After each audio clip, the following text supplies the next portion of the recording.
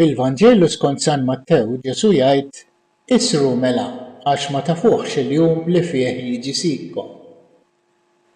Fil-jum li fih jiġi sidi ikun hemm inċarġ minn ħajti inqas mit-tendenzi u ġibdiet tiegħi tas-soltu u aktar minn Alla.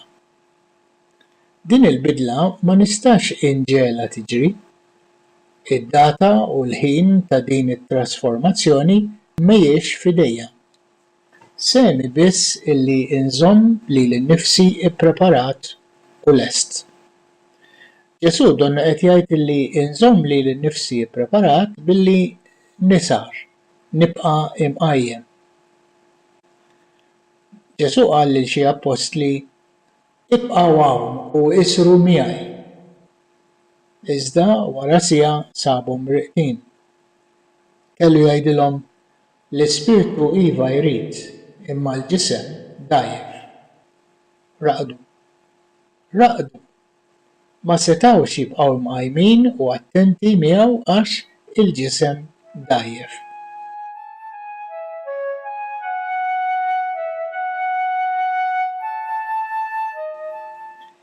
Il-ktieb ta' Kohelet bl-Ingliż Ecclesiastes, ktieb Bibliku tal-Antik Testament, jgħid Alla kollox għamel tajjeb f'waqtu, poġġa l-Eternità f'qalb il-bniedem.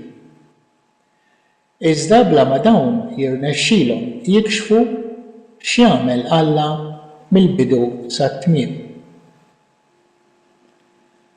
Dawk il-ġibdiet u voċijiet bil-ħenoli u insistenti li għandi fil-parti tal-wiċċ tiegħi stess jagħtu dik l-eternità li Alla poġġa f'qalbi u jġeluni nimxi rieqed bħal f'xi ħolma fil-vjaġġ ta' ħajti.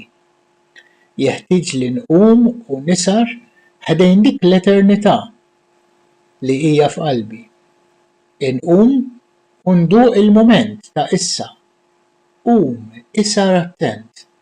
Jekk jien inkun tassew imqajjem, m'hemm ebda ostaklu għal dik l-eternità illi qiegħda f'qalbi. Biż-żmien tista' tiffjorixxi u tfur fija u anke tgħaddi minn ġo fija.